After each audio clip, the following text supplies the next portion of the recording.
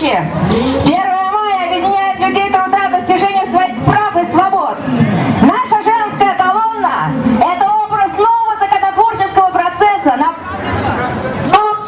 женской доли, семьи и всего трудового народа. Ура! Каждая женщина нуждается в элементарной защите от угнетения работодателей, которые не только не доплачивают, но без всяких законных оснований расправляются с женщинами, с беременными женщинами, с многодетными матерями. Те же правозащитные органы и гуманный суд, они как инквизиция уничтожают прекрасный пол. Этому издевательству скажем свое твердое нет. Нет! Нет!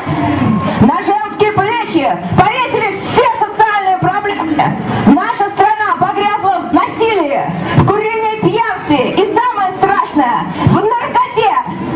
Цена жизни взлетать к нулю. Условия быта и труда женщины лично мне напоминают японские острова, которые постоянно не только трясет, но и накрывает гигантское цунами.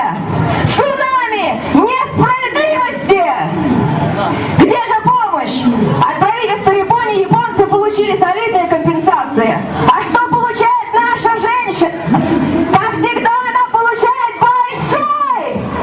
простите, большую фигу! Постоянное мытарство по судам и чиновникам не находя там справедливости. Я предлагаю новым профсоюзам поддержать женское движение. Пора мужчинам услышать голос женщин.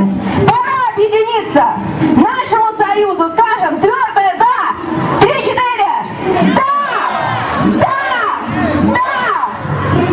Пусть тяжелая женская доля станет колом в горле чиновничества. Прохоровская выходка о 12-часовом рабочем дне потрясла все трудовое сообщество. Олигархи хотят поработить нас, наши семьи, и сохранить заживо. Получается, олигарху прибыль, а народу гибель. Не допустим! Не допустим! Не допустим! Зачастую женщина остается одна. Ей не на кого опереться, потому что при такой жизни